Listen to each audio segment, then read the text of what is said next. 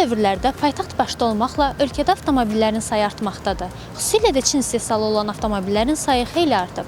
Bəs vətəndaşların Çin avtomobillərinə münasibəti necədir? Avtomobil alarkən hansı xüsusiyyətlərə diqqət yetirirlər? Çin avtomobilləri təkcə ölkəmizdə yox, bütün dünyada artır da. Yəni ki, məncə düz eləyirlər. Çünki qiymətlər həddindən artıq baha idi. Yaxşı ki, Çin avtomobilləri müasir dövrə uyğun avtomobillər istehsal edilər və bu bir sıra belə deyək də inhisarçı avtomobil istehsalçılarını bir tərpəniş elədi onlarda ki, papaqlarını qoyub qalana fikirləşsinlər. Məndə demək Koreya avtomobili idi. Ondan qabaq Alman avtomobili idi, sonra Koreya avtomobili idi, amma indi Çin avtomobili sürürəm. Ən son model və bütün xüsusiyyətləri var. Həmin xüsusiyyətlər deyək ki, Avropa avtomobillərində olsaydı qiyməti qat-qat yuxarı olardı və mən razıyam.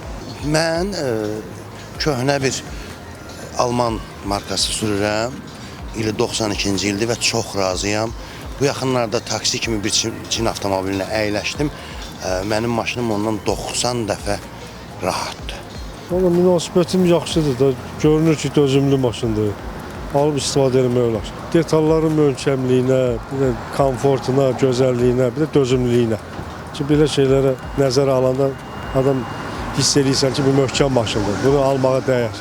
Son vaxtlar Çinin öyle yüksək texnologiyaları inkişaf edib dünyanı alıb ağzına ki, elə Amerikanın Çinə qoyduğu vergi də bundan asılıdır. Çünki Çin texnologiyası və istənilən bazarı artıq dünyanı ələ alır. Bu gün də real həyatda cənab prezidentin orada olmağı və bütün stratejik işlərdə müqavilə bağlamağı özü də bir yaxşı bir haldan xəbər verir.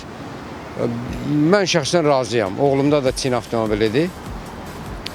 Daşı gəlir, Çində yoldadır, gəlir avtomobil. Çox yaxşı, mən razıyam.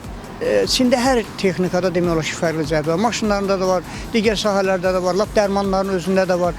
Olan hazırlanması, məsələn, elektriklə hazırlanan son dövrlərdə maşınlar, bunlar çox yaxşıdır. Əlbəttə bu, yəni benzinə qənaət, elektriklə işləmə çox yaxşı haldır.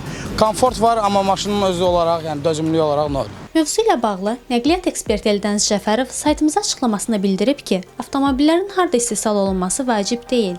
Avtomobillərin harada istehsal olunması vacib deyil. O Çində istehsal olunur, Amerikada, yoxsa Yaponiyada. Əsas odur ki, hansı ölkə üçün istehsal olunur. Azərbaycan da avtomobil segmentində Avropa spesifikasiyasına aiddir. Ona görə də Azərbaycanda rəsmi satılan avtomobillər Avropa spesifikasiyalı avtomobillərdir. Və Çində də həm Avropa spesifikasiyalı avtomobillər istehsal olunur, həm Amerika spesifikasiyalı, həm də Çinin öz daxili bazarı üçün istehsal olunur. Biz vətəndaşlara tövsiyə edirik ki, Çinin daxili bazarı üçün yox, Çində Avropa üçün istehsal olunan və bizim ölkəmizə zəmanətlə gətirilən, ölkəmizdə rəsmi diler və distribütoru olan Çin avtomobillərini alsınlar. Çin avtomobillərinə olan maraq ilk növbədə onun dizaynidir və qiymət baxımından rəqabətə dözümlülüyüdür. Çində həddindən artıq çox avtomobil istehsal olunan çox markalar var və onların da modelləri. Mən düşünürəm ki, təxminən bir 10 belə bir Çin markası avtomobili hansı ki istehsal olunur, bizim ölkəmizə də gətirilir. Həmçinin Avropa İttifaqı ölkələrində də satılır, bəli, onların gələcəyi var.